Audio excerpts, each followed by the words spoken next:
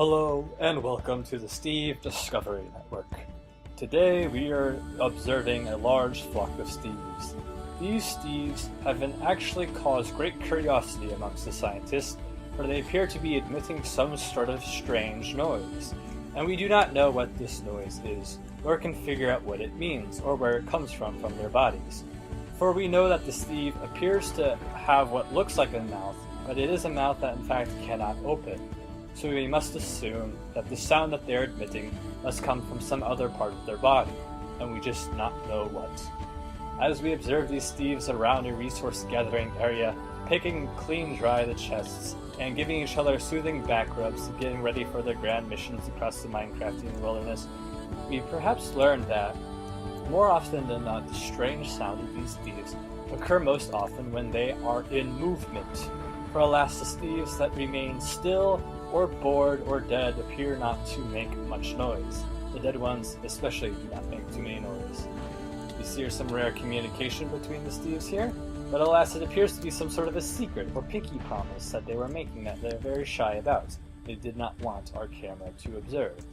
Alas, a mistake we will not make twice with these Steves. Let us observe this rare form of communication between the Steves, and learn more about it.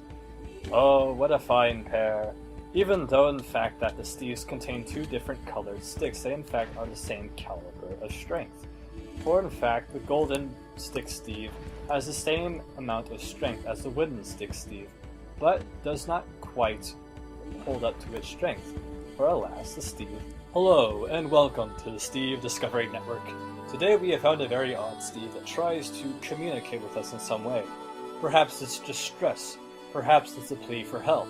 Perhaps it's grave wisdom, or perhaps the Steve just wants to show us a new sound it had learned to make with its hands.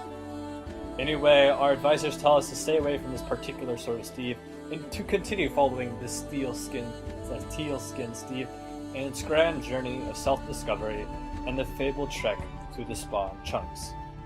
Today we see that the Steves are actually frozen in place, for in fact they all fell under a spell of fear and distress.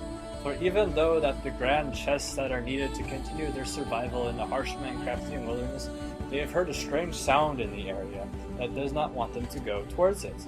But alas, it appears that the Steves have gone over their fear, and they continue to desperately cling for whatever materials that they can gather for their treks and hikes across the violent and dire landscapes. Let us follow this young pair of Steves up into the grand trees of Minecraft. For the trees are a very grand place for the Steves to live. They house wood, which the Steves seem to be quite addicted to, in ways we do not know quite what yet. They also form houses and other forms of shelter for the Steve. But more often than not, trees have been shown to be a quick demise for the Steve.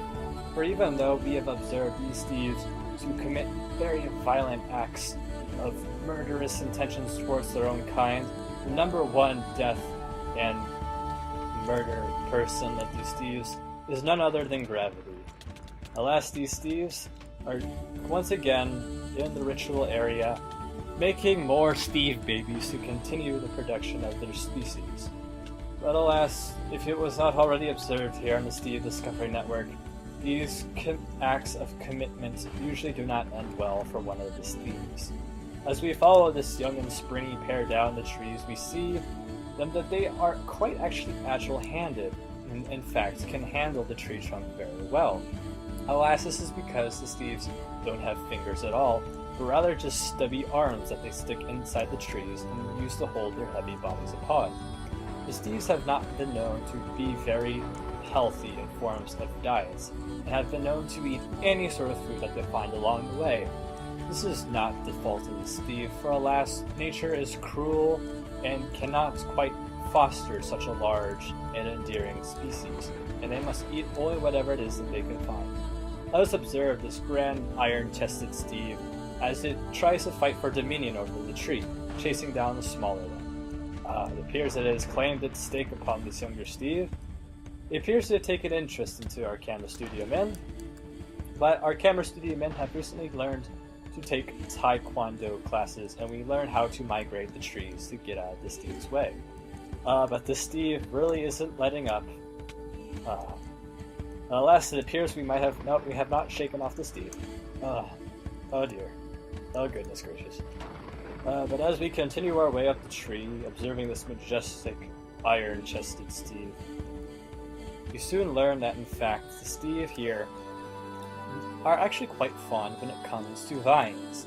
They use vines for a variety of arts and crafts, or sometimes they just take vines as forms of trophies. For alas, some Steves are not very agile and strong when it comes to the conflicts of a hard Minecraft life, and sometimes the only enemy they can ever subdue is a humble and simple plant. But nonetheless, this creature's